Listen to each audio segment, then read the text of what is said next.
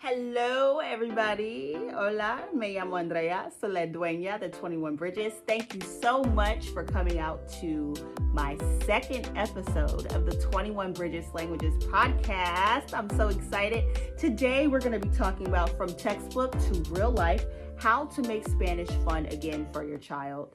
So, today I see a lot of students who come into our virtual doors and they want to get an A in Spanish 1, Spanish 2, and they really have a horrible attitude towards Spanish or language learning in general. And it's not because it's their fault. I think school kind of takes out the fun in learning languages. Let me explain. Students are learning languages in school, but school is emphasizing test skills and quiz skills, and it's not really focusing, at least some schools, not all, right? They're not really focusing on conversation, and it's not motivating our students to appreciate culture and language. It's really getting our students caught in a mundane activity of like studying for success instead of learning another language because it's fun. And that's comes with the territory of school. A lot of times there's no knocking school, but I think that there are things that parents can do in the home to make language learning more normal and more fun. So making Spanish practical and fun, I have a few ideas, some that I want to incorporate into my own family structure, and one of them is just music and media. I think we bypass the beauty of music and media for language learning. It's as simple as allowing your child the space to kind of feel weird with playing music from a different language. So whether your child is learning German, French, Italian, I think these languages are important, but we got to normalize the music and the culture within the home. It's okay for a child to play that music on Spotify or YouTube, and you as a parent to allow that music to be played in your home on the television without dimming telling them to turn it down. You can incorporate that into your home on a Saturday morning. You can play that music. That's one of the things I love to do. I've been trying to learn French for a long time, and sometimes I'll play French jazz music on Spotify, and it's the most beautiful thing. It'll put me to sleep sometimes. And so those are things that something that's an activity that could be done with your child, and it could be fun. It could be weird at first, but it could be also fun. Next, we have just Netflix. Everyone has that favorite show on Netflix that they love to watch. So why not put that show in another language? I believe on Netflix you can definitely flip the language to Spanish, and for some shows French and German, depending on where you're located. So try that out. You can always keep the subtitles in English or the language of choice, but you can put the show in a different language and watch the show. I would do this with shows that you already know and that you've watched before because you understand the context, and who knows, maybe you can pick up new words. Next, food and culture.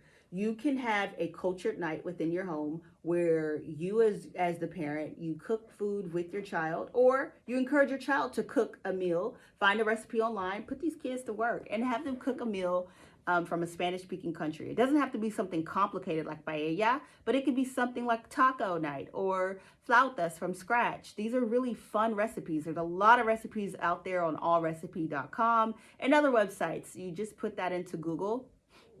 It's easy, 30-minute Spanish meals, and encourage your child to cook those meals for you. Also, you can go out to eat every now and then at a Spanish-speaking restaurant. You can find a really delicious restaurant somewhere in your hometown, especially if you're in states like Texas, New Mexico, Colorado, California, Florida. You can find these Spanish-speaking restaurants and really enjoy a good meal with your student and encourage your child and you as a parent to speak what you know. It can be fun and it can take the pressure off. I always tell parents, try not to force your child to sound perfect and to speak to the waiters and waitresses. You do it first. Try to speak what you know, even if it's just, hola, me llamo blank, blank, blank.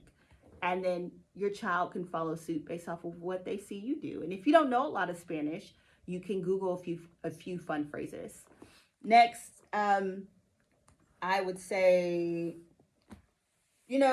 There's a lot of cool games and apps out there. A few common websites like Duolingo is great. I don't think Duolingo will build fluency, but I do think Duolingo helps with the repetition of learning a new language.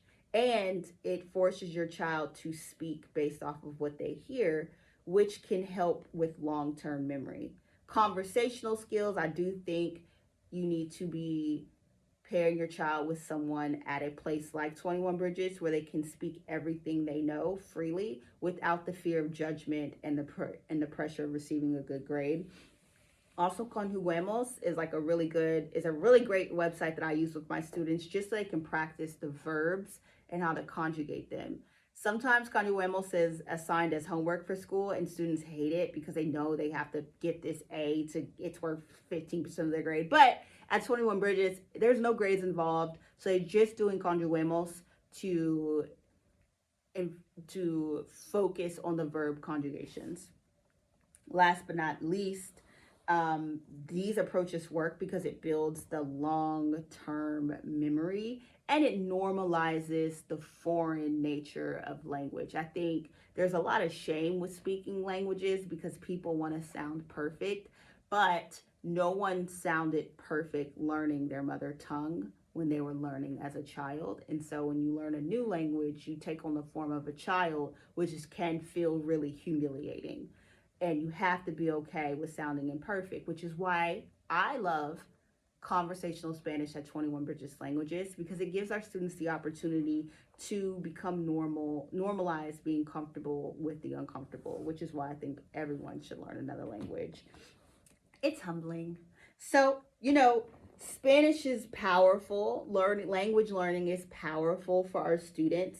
And it's even more powerful when they're learning outside of a textbook and they can just learn by speaking what they know, because there's a lot of opportunity for growth and development.